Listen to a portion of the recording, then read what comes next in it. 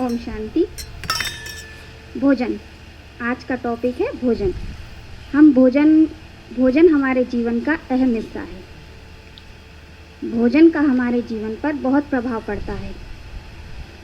तो इसीलिए कहते हैं कि भोजन को हमेशा भगवान की याद में, परमात्मा की याद में ही बनाना चाहिए।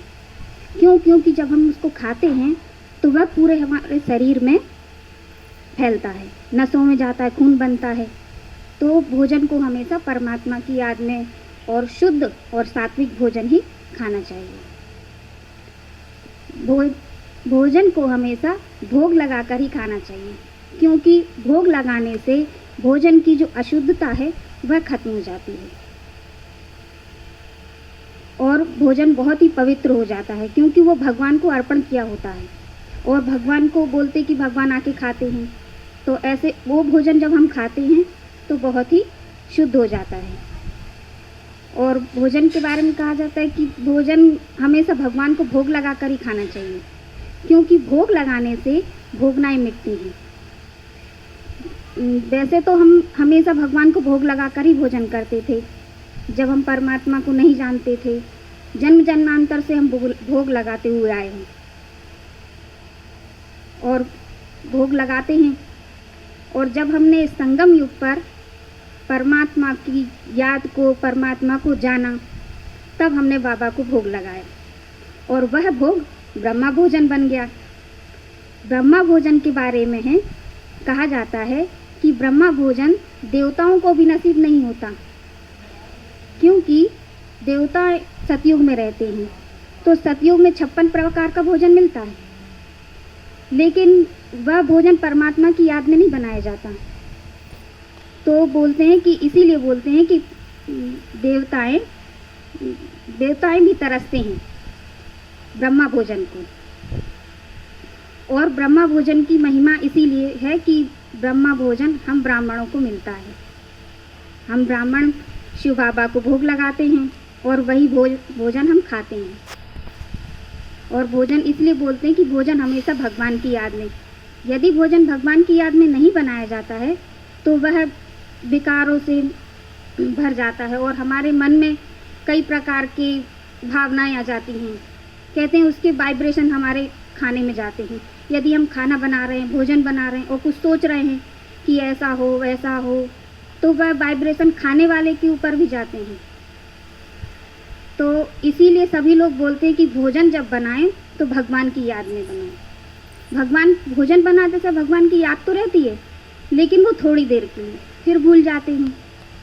तो जब भी भोजन बनाएं, मैं यही कहना चाहूँगी कि आप सभी से कि जब भी भोजन बनाएं तो परमात्मा को ऐसे मतलब कोई टॉपिक पे याद कर लें कि आज मुझे भोजन बनाते समय ये याद रखना है कि मैं आज अपने भोजन बनाते समय 5 स्वरूपों को याद रखूँगी कि मैं क्या हूँ, कैसे हूँ। तो वह परमात्मा की याद भी रहेगी और भोजन भी शुद्ध बनेगा और जो खाने वाला है उसके मन पर भी बहुत असर पड़ेगा, क्योंकि भोजन बनाना, खिलाना और स्वयं खाना ये हमारे जीवन का बहुत अहम हिस्सा है। वही हमारे शरीर में जाता है और उसी का मन पर बहुत प्रभाव पड़ता है।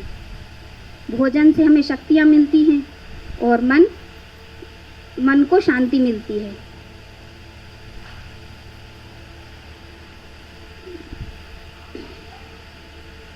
भोजन के ऊपर मैं आपको एक कहानी सुनाना चाहती हूँ, छोटी सी। एक भाई जी थे, उनके पास गाड़ी, मकान, धन संपत्ति सब कुछ था, फिर भी वह बहुत दुखी रहते थे। फिर उनको रात को स्वप्न भी आते थे कि मैं एक चौराहे पे खड़ा हूँ और मेरा घर नहीं मिल रहा है। तो ऐसे उनको मतलब ऐसे ही सपने आते रहते थे।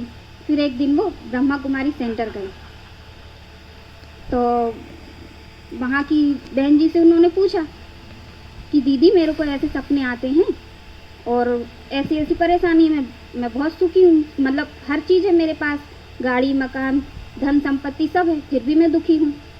तो वो दीदी ने पूछा कि आपके घर में खाना कौन बनाता है? तो वो भाई जी ने कहा एक बाई आती है और खाना बनाकर चली जाती है। तो वो दीदी ने कहा कि वो बाई को बुलाइए और उससे पूछिए कि वो कैसे खाना बनाती। फिर बाई को बुलाया गया तो दीदी ने उस बाई से पूछा कि आपके जीवन में कौन सी समस्या है, आपके जीवन में कौन सी समस्या है जो आप ऐसे मतलब परेशान हैं, कुछ दुखी है क्या।